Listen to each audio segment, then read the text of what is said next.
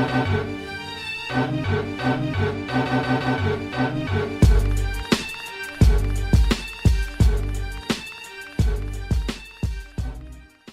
what's up, and welcome to episode 130 of Throwback Hoops. My name is Rob Clayton, and it is my pleasure to be joined today by a fine young man known as Woody V. What's up, brother? Thanks for the warm intro, Robert. Yes, so as we were speaking offline, a bit disappointing, a bit sad. We're going to have a lack of basketball for the next month, but a lot to get into, right? Yeah, what are we going to do? We're going to catch up on like some books or something like that, maybe some work around the house or something. But yeah, it's that strange time now. Obviously, the Olympics is done, all the NBL1's done. It's just waiting for that NBL preseason to happen. So very much looking forward to that. Well, before we get into everything, just a reminder where to find us. Please make sure you like, rate, and subscribe on YouTube or where all podcasts are found. Really appreciate everyone's support. So, Woods, as always, we'll get into some jerseys. We're back on the NBA theme this week. I know there's been a little bit of an international theme with some of the jerseys we've had lately, but why don't you show us who you're rocking today? Yep, this is pretty random. Nice. So Woods is rocking the double bulls today with the hat and jersey, number 11. Nice, David Nwaba. That is definitely about as random. I thought my one today was a bit random, but no, you 100% beat that. So is he still in the league? No, he's playing for the London Lions in the British Basketball League. Wow. So a little bit about David Nwaba. He's 31 years old. He's got his parents are Nigerian, so they were immigrants to the USA. He's got a sister who was a great athlete, heptathlete as well, who participated at a very high level, so a sporting family. He plays the shooting guard position. He's undrafted. Standing at 6'5", he had a pretty good NBA career playing with the Los Angeles Lakers, Chicago Bulls, Cleveland Cavaliers, Brooklyn Nets, and Houston Rockets. I thought he would sort of, hold on to a sort of role player, 8th, 9th, 10th guy on the bench role for a bit longer in this league, but I guess that didn't eventuate. His best season was with Houston in 2021 when he averaged 9.2 points per game. What do you remember about David Nwaba? Yeah, definitely remember him being a bit of a journeyman in that time. I definitely remember him a lot in Cleveland for some reason. I know that probably wasn't his best year, but no, you're right. The Houston year was the year where he sort of put up numbers, like you said, close to double figures. That's pretty solid. But yeah, always remembered you had some love for him as well. So, and look, viewers and listeners will know we love our random jerseys. That's like there's none better than getting like just a random jersey, and that's got to be towards the top of the list sort of thing. Right? Well, you remember that year? I think it was DJ Augustine was starting and all these random injuries got hit by the Chicago Bulls, and David Nwaba got thrown into a starting spot. And I watched a lot of Bulls games that season. That's when I sort of had an affinity for him. That was the 2017 season. 70 games. He started 21, played 23.5 minutes a game, averaged 8 points a game. So I thought, I like this guy. He does a lot of the little dirty work. Maybe someone, your everyday fan won't recognize, but I really like what he brought to the table. Hence, you think he could get back to the big league? Or? At 31, it's going to be difficult, right? And I don't know what sort of scouts they've got over in London watching players, right? They might all be over in Australia or in other parts of Europe as in England. So nice. And I like you rocking the matching hat as well, mate. For sure, have to do that. Yeah. Well, I thought I was going to impress you with my random jersey this week. You got me beat, but I'll stand up and show you the one I'm rocking this week. Pretty funky colour, this one, I got to say. So for all our viewers that can't see, Robbie's wearing the blue Milwaukee number 9 Bobby Portis jersey. Now, Robbie, not often do we hear a junior after Bobby Portis' name. Is it Bobby Portis Jr.? It is. Yeah. We don't hear it often. What a cool colour, right? It's I was just saying to the family before as I was getting ready for this, I don't think of all my other jerseys I've got one that it's anything like this colour here. So it's a pretty funky one.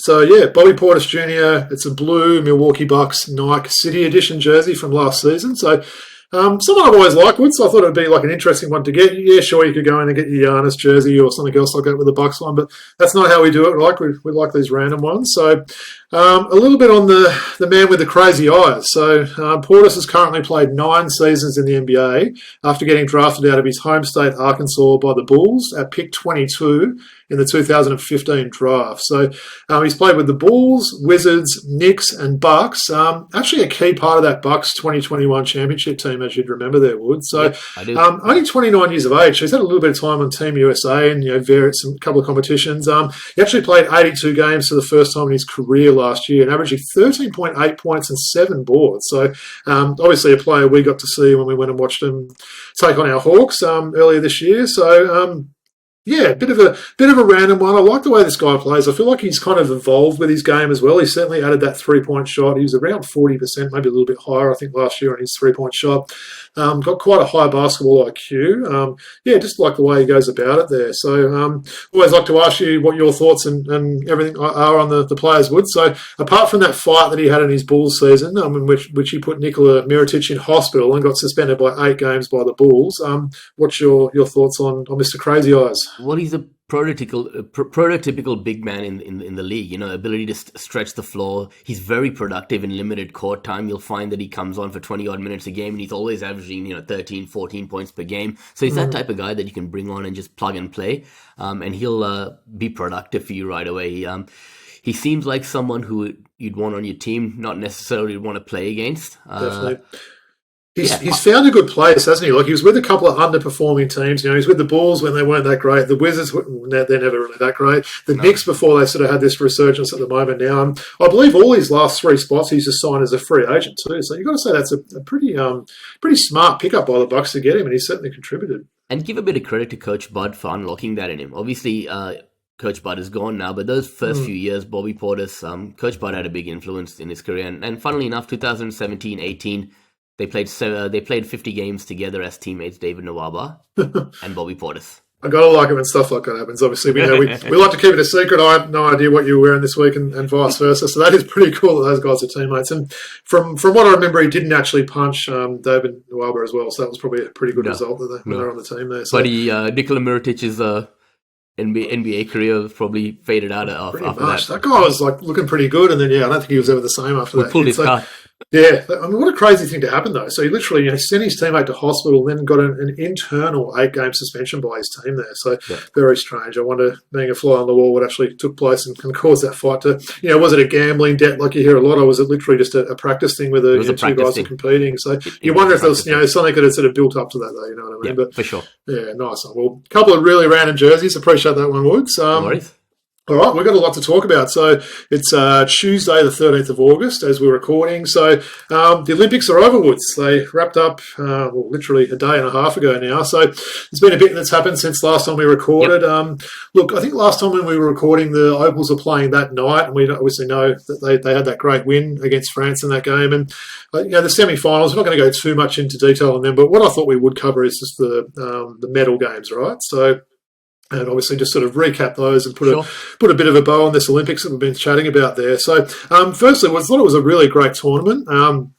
Really enjoyed watching it. I know I gave 9 now, pretty good praise last week. Thought the coverage was really good.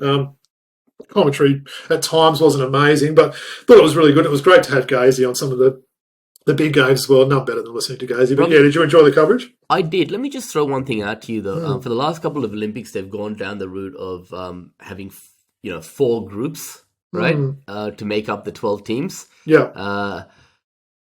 My thinking is, what is it? 3 groups of 4, right? That's what they had. 3 groups of 4 to make up the 12 teams, and then everyone goes through you get 8 teams going through to the quarters. The old format had 6 in each half of the draw. So each team gets to play 5 round-robin games, and then you go straight into semis. Do you think there's a food for thought that they go back to that, so that each team gets that 5 round-robin games rather than just having the 3 to... Interesting, and getting that extra game. Well, the other thing I was thinking about as well is, remember they used to do those minor placings as well, because I was watching, it was some random sport, might have been water polo, something like that, and they were doing that. It was like 7th versus 8th, 9th versus 10th. We used to do that, right? No, so they do that in the World Cup. They don't do it in the Olympics. I'm pretty sure they used to do it in the Olympics as well. I'm almost sure they did. So I think, maybe we could have potentially played like, Canada for, to decide to finish 5th or 6th or something. So it's pretty much when you finish. The other thing I don't like as well is the team that wins the bronze medal actually don't get their medal straight away. They have to wait like 8 hours later for when the gold medal game's completed. So you saw a few interesting scenes. I think Serbia basically got their bronze medal and hit the town for a few hours and came back and were very rowdy and jovial. I think Nikola Jovic, the Miami, the Heat player there, was one of the standouts. Apparently, I think he was the MVP of the celebrations there. So, well, let's talk a little bit, and maybe we'll start with Serbia now. I've mentioned them, Wood. So, So that was the men's third place game. So Serbia took home the bronze, beating Germany 93-83. So, look, Germany obviously came in as the defending World Cup champs there, and they were looking really good in the pool play, but just came a little bit undone there. Serbia came out really strong in this one. They had a 9-point quarter-time lead. And, look, their two NBA stars were really good all game. So the Joker and, of course, our own Bogdan Bogdanovic from the Mighty Hawks. So the Joker had a triple-double, 19, 12, and 11.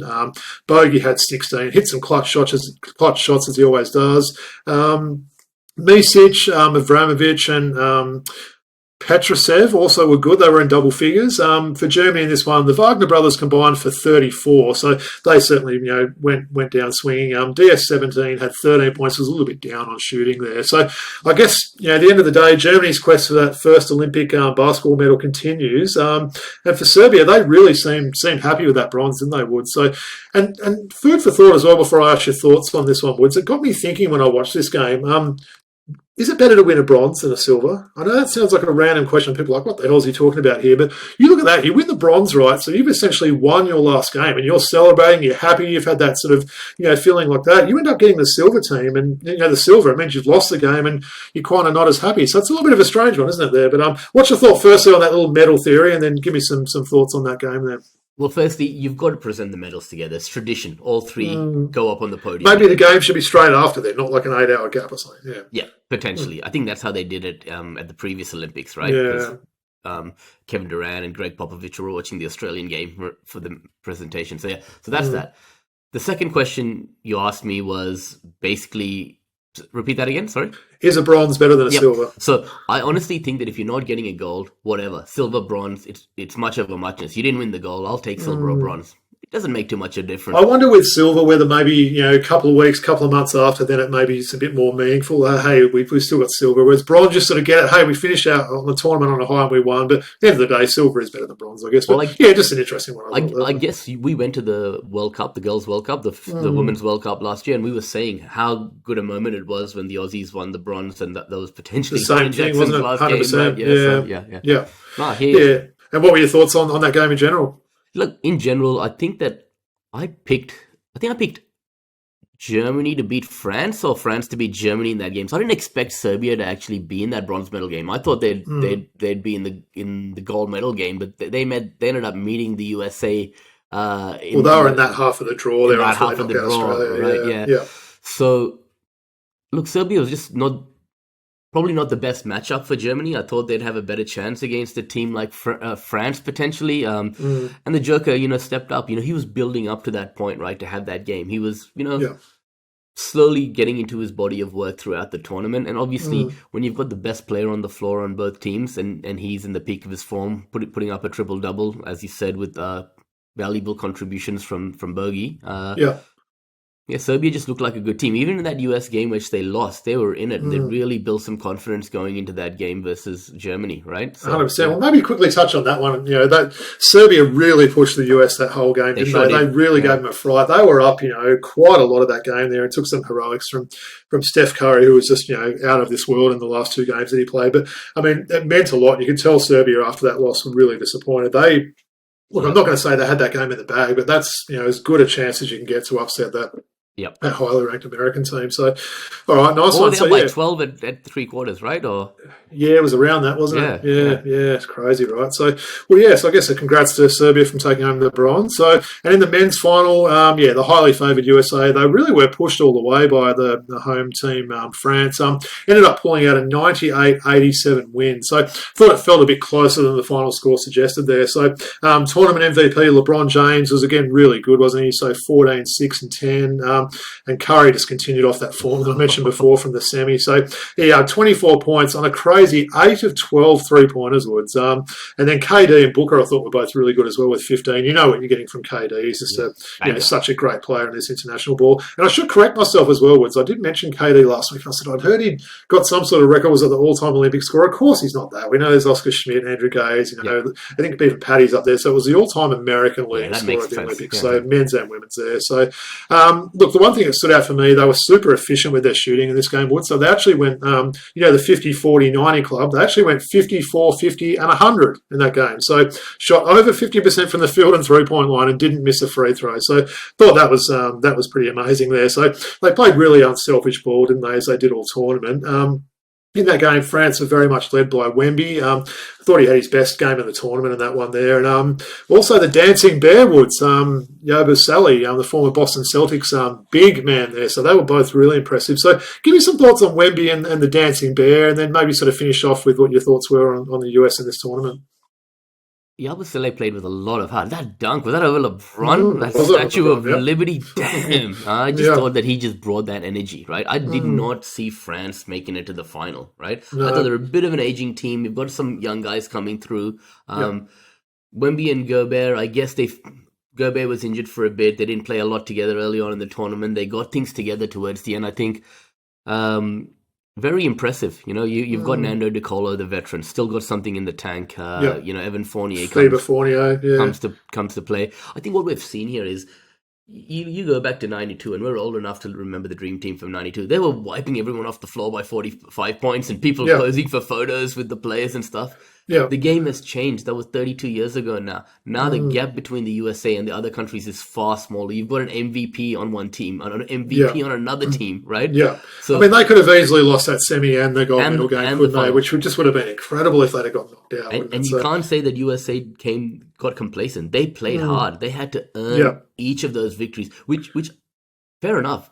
LeBron, Steph, KD, all those guys you mentioned, they're going to feel a lot better about working hard for that gold medal than just wiping everyone off the floor by 40 points. So, Woods, on France as well. So, people have sort of mocked said their guard play wasn't great, which it essentially wasn't. I think I read they've had there's been 6 French guys drafted in the lottery in the last 3 seasons. Only one of them in Bilal Koulibaly and Wemby. So there's another 4 guys. And obviously we've got Alex Sarr and Risa Shea from this draft alone. So they've got some good young talent coming through there. So I think the future's looking pretty good for them. And what an amazing effort for the host nation to get the men's and women's team in the final there. But what did I tell you at the start of the tournament? I said this, parochial home crowd in Paris is really going to get behind the French teams. They definitely did, didn't they? Yeah. And what did I say to you, Woods, after LeBron did this? And look, we probably don't want to spend too much time on this because this is probably an episode in itself. Yeah. Mate, I'm as old school as I get when it comes to basketball. We're following this game since the early to mid '80s there. So no one's going to protect that legacy and the GOAT and everything. Saying that Jordan is as much as someone like I am. My word, that GOAT debate is getting so close, Woods. Honestly, it's I'm even wondering where I could even maybe change my opinion and proclaim LeBron James as being the GOAT. I know it sort of goes against the grain of what people say. I never thought I'd say that, but what he's doing at his age, the resume and the body of work that he's building now, and showing how good he is on the world stage. He was clearly the leader on that team. He put him on his back a number of games. Maybe we'll do an episode about it one day and get some opinions. But man, that gap's as close as it's ever been, in my opinion. Yeah, look, the fact that he's in that conversation, we're having this chat right now, says it all, right? And he's so likable. This version of LeBron James is so likable. What a role model as well, right? Look, if you're looking for your kids to sort of follow someone, you always say there's some bad guys in the past or people that haven't been great off the court. You're not going to get a better standing sort of citizen and stuff like that as him. So very deserving MVP of the tournament, I thought, right? Yep, totally agreed. Have you happened to see an all-star second team? I've seen the first team. I've seen the second team for the women's. I've tried to search in a number of places. Couldn't see the all-star second team for the men's because I was interested to see if Giddy would have made it. I'm assuming he would have, but I have not been able to find it. So if anyone finds that, maybe they can send us a link on X or something else like that. But well, nice one. Well, obviously the men's competition wrapped up, and then they pretty much the women's competition goes down to the very last night of action, which is pretty exciting there. So let's start off with that great bronze medal game, Wood. So really proud moment to see our Opals take home the bronze. What a game it was as well. 85-81 win over Belgium there. So they were actually down. We were actually down, I should say, 3 points. 1 point at three-quarter time, and it was really touch and go there for a sec. But look, on the back of one of her best ever games, Ezi Magbagor. Basically brought us our first medal home since 2012. So Ezi was just incredible all game. So she had, how's this for a stat line as well, Wood? So she had 30, 13 and 3. She also had 2 steals, 3 blocks, 12 of 17 shooting and 6 of 6 free throws. So let's talk about Ezi, and I'll sort of go back to the girls later. How good was she in this game? Her best game of the tournament by far, right? The best game of her life, right? Good call. And she just put the team on her back and she said, "Give me the ball," and they were all high percentage looks. What do you say? 12 from 17 from the field. Yeah. I think most of those, if not all of them, were from the painted area, using great footwork, getting second chance opportunities and putbacks for her team. Yeah. What I learned about Ezzy is she's a terrific passer. When the double team comes, she makes the right play. She can pass out of the double team, great, find teammates. Yeah. She's just a basketball player and comes with a great attitude. She's become a leader amongst that team now. She's been a part of that program for a while. Yeah. How well does she get to the hoop? She drives on her left hand and sort of, protects her body under the ring, sort of thing. Really goes well on that left side there. But they didn't have an answer for her all game, did they? And they've obviously got some quality players, Belgium, but they didn't have anyone that could even slightly match up to her. So, yeah, I thought that was great to see Ezzy do that. Alana Smith as well, who's, was actually in that All-Star 5 for the tournament. So amazing effort there by the young WNBA player. So she had 13 and 12 in that game. Sammy Whitcomb had a really good tournament. She was a little bit up and down in this game there. The shooting percentages weren't great, but she still had 14, 4 and 5. And Tess Madgenwood, so I've already given my apology last week, so she's not getting another one, but she was great again. So she had 10 points. Also hit some clutch free throws near the end of the game. So a big three she hit as well. I remember 100%. They rotated around the way. She's got a great corner shot as well, doesn't she? So shout out to her. She was great. And look, for Belgium, they were really led admirably by Mieseman and Van Loo there. They combined for 49 points there. So, Van Loo, man, she's just throwing. She's like Magic Johnson, man. Love her game, right? Both of those girls are really good to watch, right? So, look, I know this gave us both a lot of joy, seeing this result. So, what was your sort of take on the girls bringing home the bronze? I had my brother over. Even Rachel watched a little bit of that game, and we just, ordered some takeout and just enjoyed every minute. It was really hard watching the Australian men, the Boomers, lose. Yeah. It was a tough week for me in my life. I needed something to cheer me up. So to see that game, it not only brought a lot of joy to the nation, but myself and my family, and I'm sure you. Yeah, good to hear. No, it was. Watched it with my daughter, and we were cheering, riding every basket, sort of thing. And geez, it got tight at the end, didn't there? There was a couple of times I thought maybe we had it, and then they'd come back and look, we're going to throw this away. They looked a little bit tight, and then just with some of those big players that I mentioned. So, congrats on the girls there. Lauren Jackson, the GOAT, gets another medal, right? She gets another medal. Well done. I mean, amazing. At nearly 44 years, she's even here. 44 years of age, she's even here. But what I was going to say is, if we look back to that very first game versus Nigeria, right? That was the wake-up call the girls needed. It's time to wake up and smell the coffee. If we want to win a medal here, we need to lift our game. And we saw that. So I think it was the perfect tonic was that loss that we had in that first game to Nigeria. For the girls to step up and it was probably a shame. Probably losing that game was the reason that we ended up playing on the same side of the draw as the US. And look, that US team, I don't think they've lost a game since the '92 Olympics. The women's team, 59 in a row, or 60 in a row now. Yeah, and that game against the Opals, you could just see their class there. They are such a good team, unselfish. They've got size everywhere. Such a good, defensive team as well. So, that's probably a bit of a segue to the gold medal game there. So, look, I think everyone thought this dominant USA women's team would probably comfortably win. I think someone asked me that day, and I said, USA will win by maybe 10 to 15 points or something like that. So this was an absolute thriller. Literally came down to the last second in the last game of the tournament. So USA won 67-66. If I'm being honest, Woods, it wasn't the greatest standard game. It was a bit of a defensive struggle. So basically, the USA shot 33% for the game and scored 20 points less than their tournament average. So probably some of that's testament to the D of France. Aja Wilson was the difference. She had 21 and 13. So you think 21 points and a 67 point for the team there was pretty amazing. Gabby Williams as well, former college teammate with Brianna Stewart there. She was awesome. So she was the only French player in double figures with 19 points there. So look, as I said, I didn't think it was a pretty game, but it certainly was exciting. So Gabby Williams basically had a chance to tie the game at the end. There was only seconds left, and she got she was well inside the three-point line, but hit a shot on the buzzer that made it that 1 point margin. So, if she'd have been, 30 centimetres further out, that was a three that could have potentially gone to overtime there. So I guess a big congrats firstly on US for bringing home the gold in the men's and women's. But what was your take on that last game?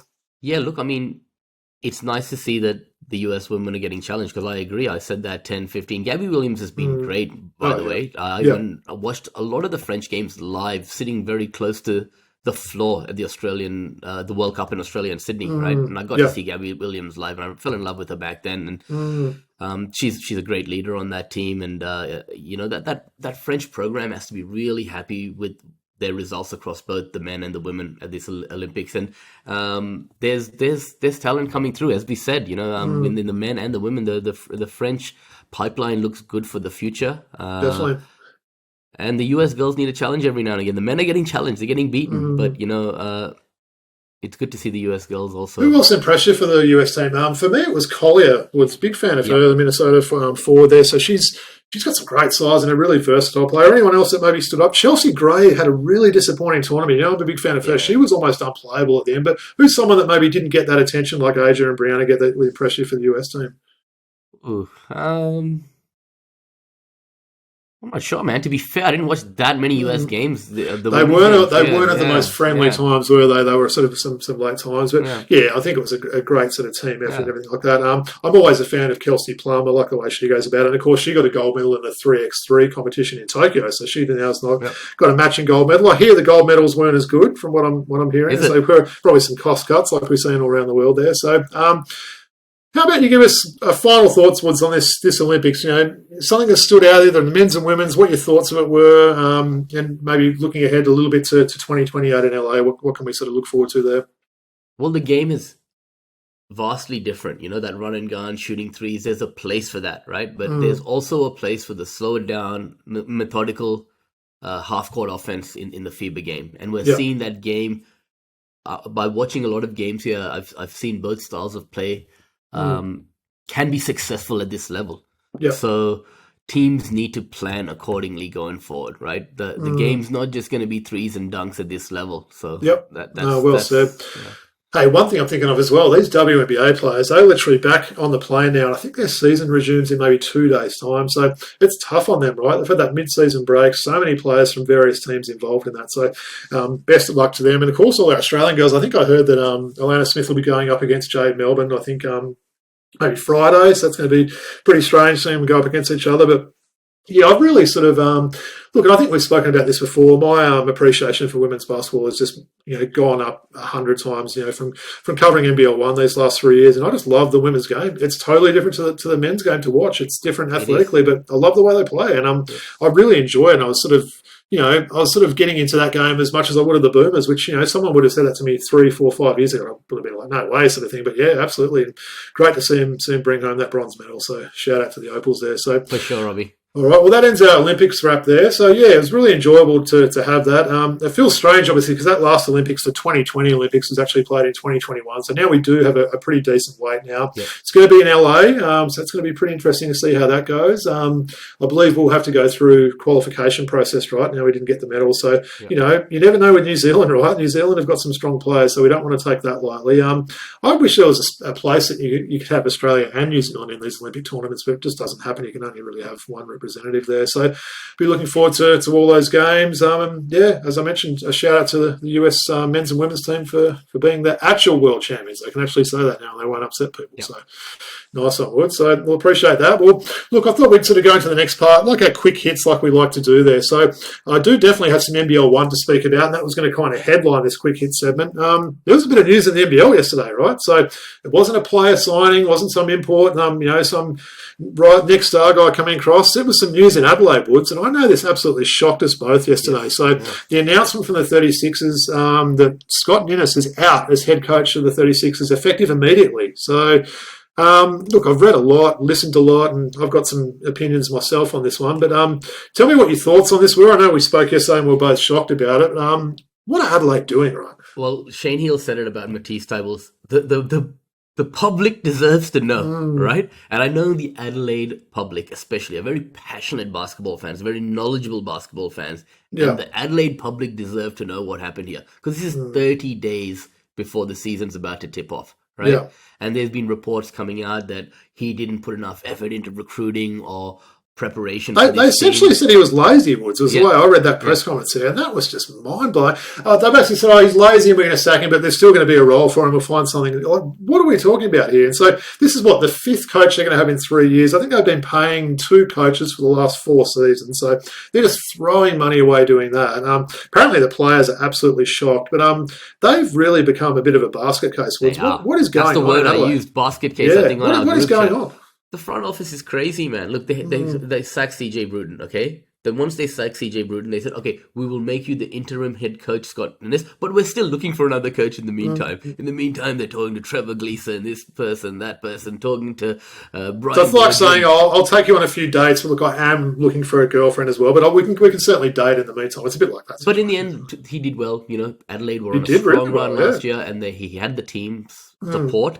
And so Adelaide said, okay, fine, now we're going to stick with Scott Innes. In fact, Brian Gorgian, Gorgian's like, I'm not going to go for this Adelaide job. No, I'm not going to go for it because I don't want to be a dog to Scott, and he's done such a great job. Yeah. Okay, so from what I'm reading as well, apparently your boy DJ Vasiljevic and Isaac Humphries, that was the main reason why those guys decided to come back was due to coach Scott Innes. Apparently DJ was pretty upset from what I'm hearing with the news. But, I don't sort of get the whole this laziness thing and, recruiting and other stuff. I thought he's recruited pretty well. They've got, I think we might have even spoke last week, right? We like the roster they're starting to build. I'm going to change my opinion. They're not a playoff team now. They're going to come in all broken up. What happened last year? They brought in Jamal Franklin. Sacked him after one game of the preseason.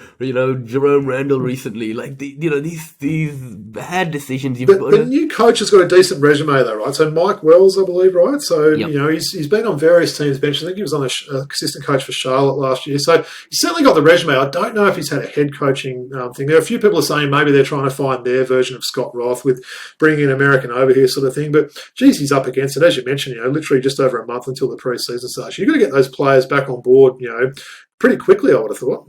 Yeah, the only thing I will say possibly is Connor Henry, that happened as well, right? Around a week before the season a few years ago. But well, of course, it's Adelaide. The only thing I can think of here is last year they gave CJ Bruton the chance, right? And they sacked him halfway through the season and brought in Scott Innes. And Scott Innes, yes, he did a good job last year, but is he a championship-winning coach? Is he the type of coach that has the nous and tactical ability to take Adelaide to a championship? Probably not, I think we'll never find out now, though, will we? Yeah. And they probably thought this other replacement's a better option to take us to the promised land. Why don't we just bite the bullet and bring him in now rather than give Innes half a season and replace him halfway through the year? That's the only justification I can give you for why he was sacked. Yeah. Well, my closing thoughts on the matter, Woods, as I mentioned, 5 coaches in 3 seasons now. They're going to be paying another 2 coaches this year. Yep. At what stage do you maybe start to want to look at the front office there and maybe wonder if the issues are actually with them and maybe the coaches have been made scapegoats there. So, yeah, certainly big news. I know I sort of broke the news to you saying, what happened with Innes? He's sacked effective immediately. What the hell? So I'm sure there'll be a little bit more that comes out with this. I know Olgun Orlich has been pretty good in, reporting. We deserve to know the truth. We do, yeah. We definitely. So yeah, maybe there can be some sort of independent sort of audit going on. Why Tharwell didn't make the Boomers? Why Scott Innes really got sacked? Laziness, Woods. Is he not he doesn't clean up after his lunch in the offices there or something like that? He doesn't put the equipment away. What are we talking about here? More than likely, he's pissed someone off. Yeah, possibly. Yeah. Yeah. Well, maybe we might have to get friend of the show Brett Maher back on one day, and we can try and find out. I'm sure he'll know exactly what's going on. Very close to the 36ers and really great mates with Scotty Innes there. So, all right. Well, that's some NBL that we probably weren't expecting to talk about. We should tease it as well, Woods. As we mentioned, the Olympics are over. I'm going to wrap up the NBL1 now.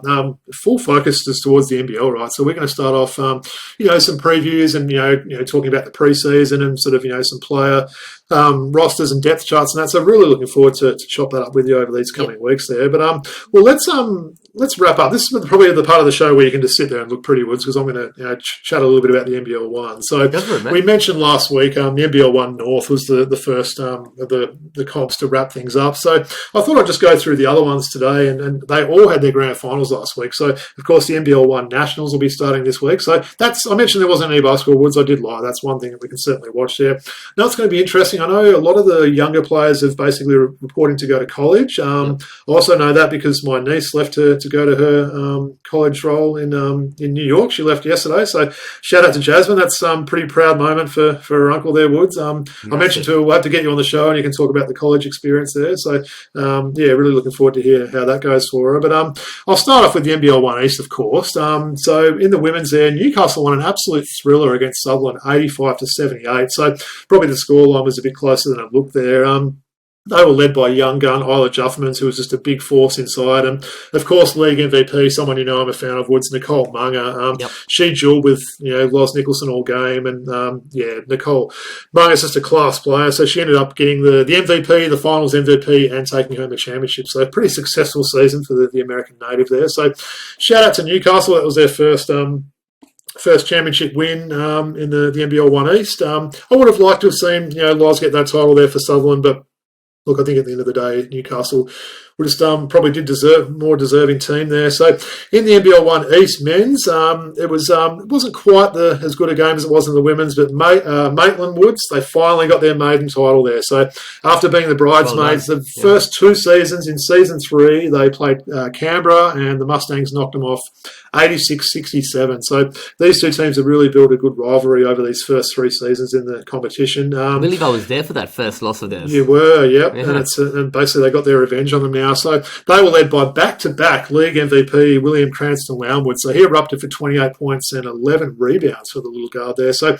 think I mentioned it as well. I'm not sure why NBL teams aren't having a look at this guy for a DP player.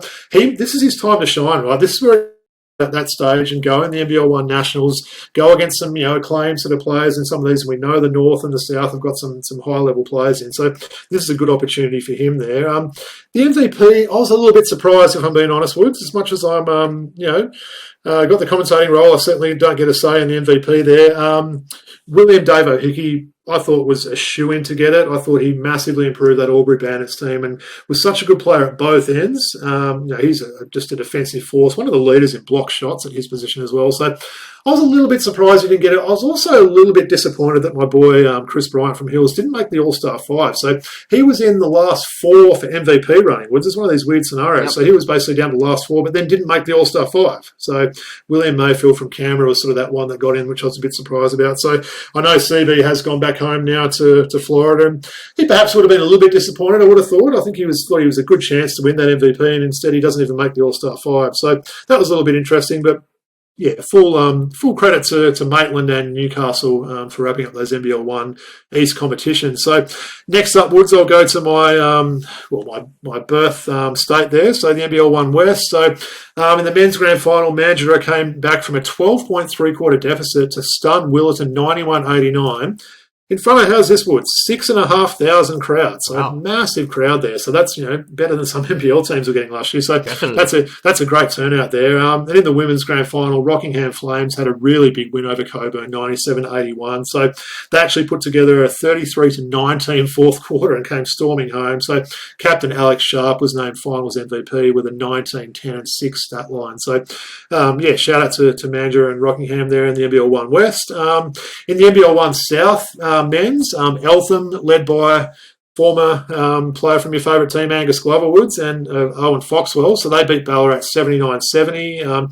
They've now booked their tickets to the NBL1 Nationals. The women's grand final was won by Waverley, who knocked off Keilor 87-82. So it's interesting, Woods. Both these teams that won the NBL1 South competitions finished outside of the top 4. So I thought that was a pretty interesting start. And it just shows you it's not, as long as you sort of sneak into those finals, anything can happen there. So great effort by Eltham and Waverley to become the champs there. And lastly, in the NBL1 Central, so had a couple of good games here. So the Forestville Eagles took out the men's grand final 92-90. Over South Adelaide. They were led by import Greg Mays, who top scored with 32. Well supported by a guy that I know we're a fan of, Woods, there, and the veteran Daniel DJ Johnson. So the 36-year-old player there. Pretty handy stat line as well. So, he basically was, doubled in this game and was really, really strong throughout the game.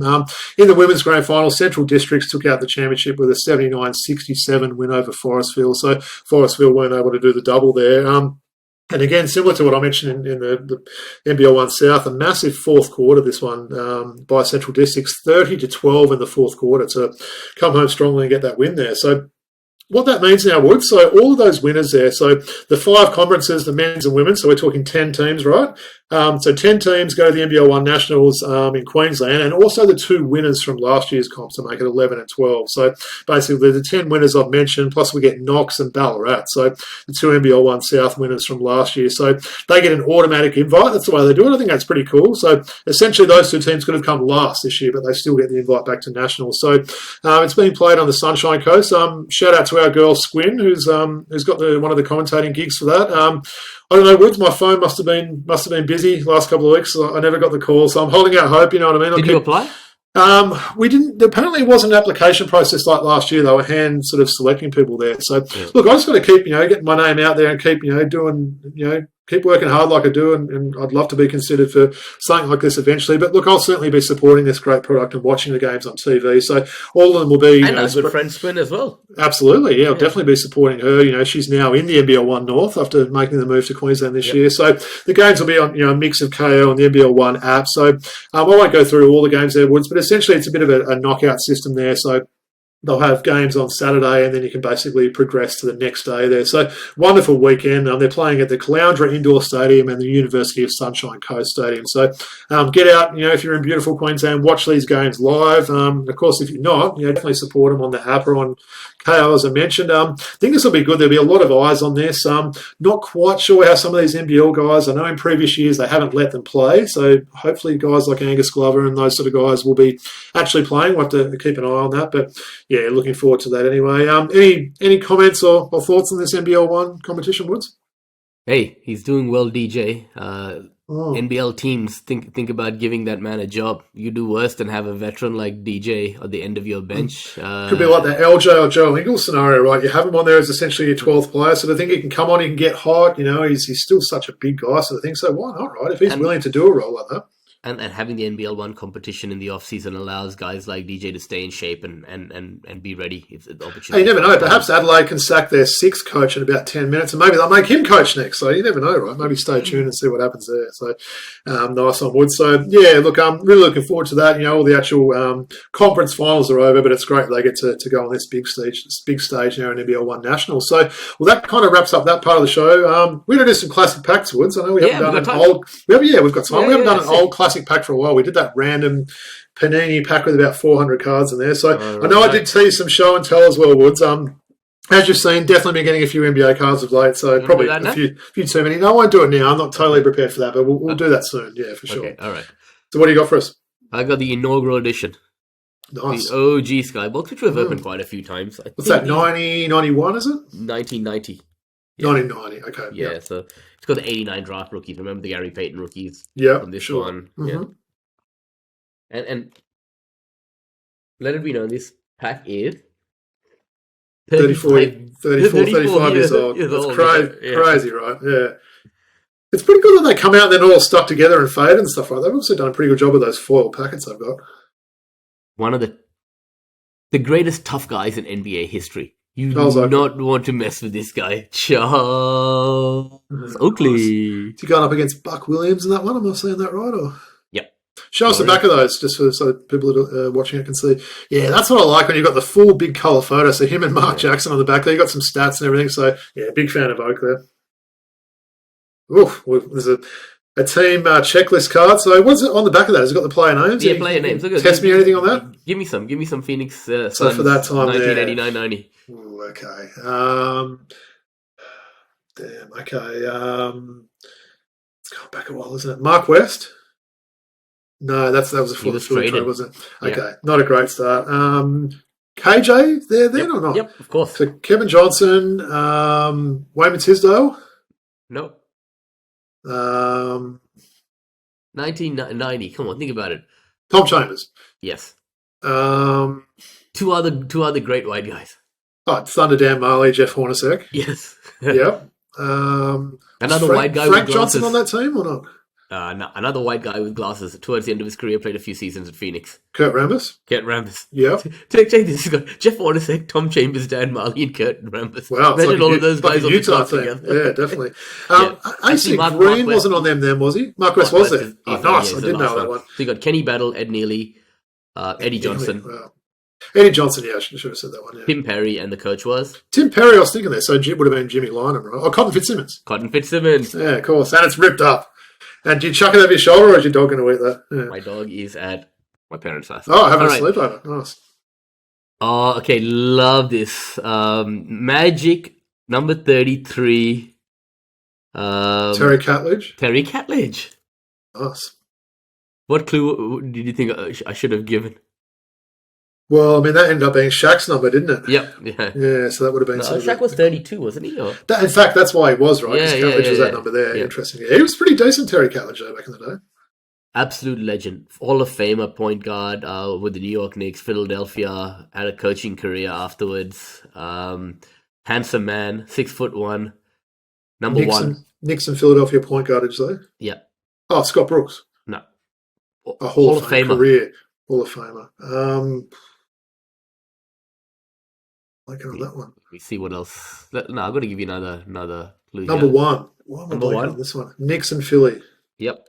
Not just. He would have played for a few other teams. So he would have played for... He played for our Hawks at the very end. I don't know that. Oh, but Mo Cheeks. Yep. Of course. Cheeks. The Hawks one gave it away, actually. I've actually got a signed card of him behind me there, Wood. Awesome. Nice. Yeah, I was a big fan of Maurice Cheeks. Former alumni of... Just trying to think. I know. Former alumni of... Where did he go to college? I'll tell you. Okay, Chicago Bulls big man, number 50-something.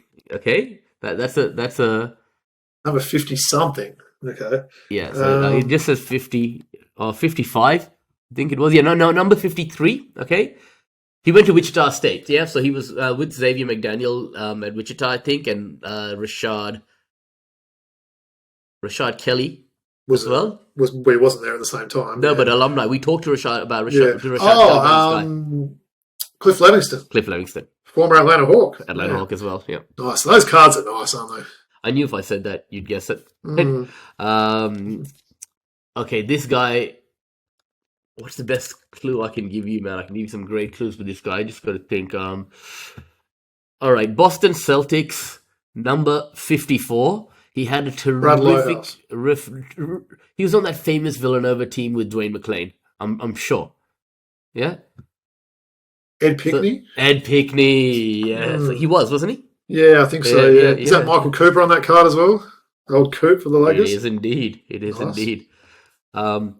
Very, very sad. This man lost his brother or his sister and his brother-in-law and his sister in a car accident on the way to watch their first NBA game. The daughter survived. He adopted the daughter for the rest of her life. On the way to drive to watch his first NBA game, his sister-in-law and his brother, I think it was, passed away, and he adopted the daughter. And he was a great assistant coach. He played for the Lakers, Boston Celtics. He was a great assistant coach. Everyone thought he'd make a great head coach, but he never ended up being a great... He was a reserve on some of those great Lakers teams in the early 2000s. Not my boy, Lindsey Hunter. No. Point guard, off the bench. Okay, he was an assistant coach for the Lakers for ages. Everyone thought he would become a great head coach. What number? Number 20, 22, and 7. So he's won 3 separate numbers. Went to St. Mary's, yeah? Okay. And then you see Santa Barbara afterwards, right? So went to 2 colleges. Oh, Brian Shaw. Brian Shaw it is. Yeah. It is. B. Shaw. Yeah. Former teammate of Shaq as well, yeah. Yeah. So the St. Mary's one got it. I know everyone that went to St. Mary's, so that was a good clue there. So both of Shaw's parents and his sister were killed in a car accident in Nevada, right? Wow. His sister's daughter survived the car crash, and Shaw, with help from his aunt, helped raise her. So in 1993, they were coming to watch him play one of his games. That's horrific, isn't it? Really sad story. Do I recall he was a solid rapper as well? He was on that. He was, album, right? He was on that album we've talked about before. Yeah. Okay. Bruising big man from the Milwaukee Bucks, almost like an 80s hippie with his mullet, right? 6'10" big man, white guy from Milwaukee, number 40. Frank Brakowski. Nice, the brick. Great card. Yeah, it's a cool card, isn't it? Yeah. Confidence, baby, confidence. Oh, Rolando Blackman. Shout out to Lee Ellis, that was the clue with him there. How am I going so far, Woods, right? Not bad form. Pretty good. So Charles Oakley, you got, Yeah, I mean, you haven't been as quick to the mark as usual, but you've been solid. I'll take it. Okay. White guy from the Nets. Big center. Terrible Jack free throw Haley. shooter. No. Oh, Chris Dudley, of course. Chris Dudley. One of the worst free throw shooters, right? Who's he being guarded by there? I didn't quite see that. Reggie Miller. Oh, it's a bit of a mismatch there, I would have thought. Or maybe they're just trying to send him over and he'll foul him and put him in the line. Became a great GM after his post-playing days for the Warriors, this guy. He's worked in front office. His son, Corey, has also been a part of the Charlotte Bobcats roster. He was actually working in the front office at Charlotte when his son played for them. 6'7", swingman for the Warriors. Could put up Reggie points Williams. in a hurry. No. Think about What it. number? Front office, number 22. Who worked in the front office at Charlotte in those early days, and who was the son? The son was Corey Higgins. Oh, Rod Higgins. Yeah, right. Rod Higgins. Yeah. Yeah. Good friends of Jordan, right? Yeah, very good friends. Yeah. Yeah. All right, this is just a random checklist of like cards number. That is random. 380. See, maybe potentially you should have kept the team logo of Phoenix and ripped up that one. But I like it. I like it. You're sort of just chucking those. And it's a good visual effect when you chuck them over your shoulders. I've never heard of this guy, but he's got an awesome name. Cleveland Cavaliers, number 33. Not Garland. His surname sounds like someone naughty. 33. Okay, let me find out a little bit about this guy. He's not Winston Garland, not Mike Sanders. He's the 16th overall pick in the 88 NBA draft. Had a very short NBA career. Went to Missouri, 84 to 88. First round pick 16 of the Houston Rockets. I'm talking about Derek Chevius. Oh, mischievous. Yeah, I do remember that name. Wouldn't know much about him, but yeah, it is a decent last name, isn't it? Okay, another bruising white boy center for the Bulls in that 1990 on that first three-peat. He played center on that Bulls team. Also very average free throw shooter. Got traded in the Rodman trade eventually, I think. Oh, Jack Haley. No? Jared Dudley. No, Will Perdue. Oh, Will Perdue. Yeah, of course, he ended up in the Spurs, yeah. Yeah, they like those big white centers back in the day. He looks like he's only just getting that dunk down there, Woods. How many white centers am I going to get in this pack, A big white stiff pack. Yeah. Another Milwaukee big white stiff. You know this guy. If it's not Brikowski, who was it at this time? So Brad Lowhouse. Right. Shout out to NBA Jam. So we got Brad Lowhouse, Will Perdue. All right, how good was he on that? Of course, lefty there, Brad Lowhouse.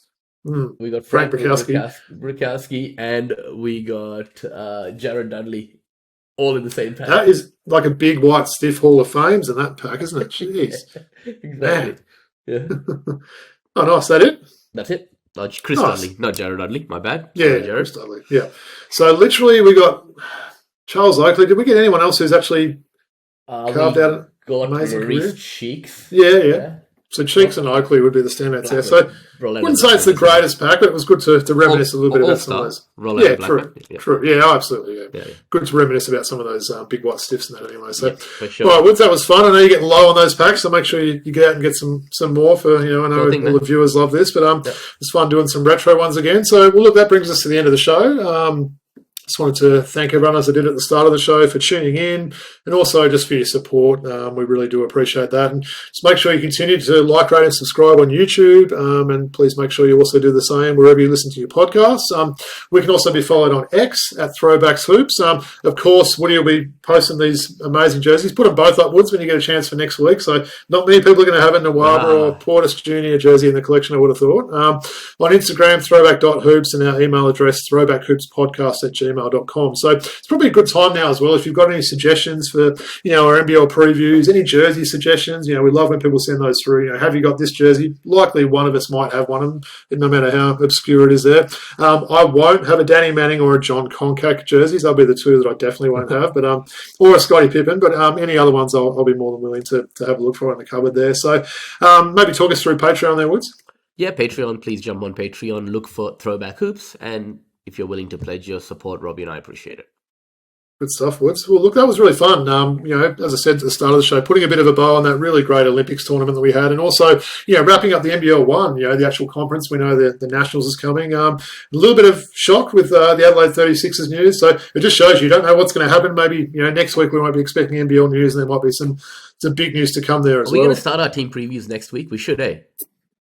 So what's the pre-season? About a month away, right? Less 4 weeks, so we've got to get through 10 teams. All right. So we'll do some previews. So we'll do a bit of choice there. What we'll do is, for those that haven't watched the show previously, this will be our 4th year of doing these previews, season. I think. So yep. Woods and I will take a team each week. Woods will sort of put up some amazing slides with the depth charts, and we'll just make a few predictions about them. And we'll also, closer to the season, we'll do a seasons prediction as well. So that's where we, name our finals teams, our MVP picks. Make some funny predictions in there as well. Maybe who will have more wins out of Sydney and Perth, all those sort of things like we like to do. So we might get a guest or two on for some of those weeks as well. But good stuff, Woods. Well, it was really fun again. Thanks everyone for tuning in. Big peace out from the Throwback Hoops crew. Thanks everyone.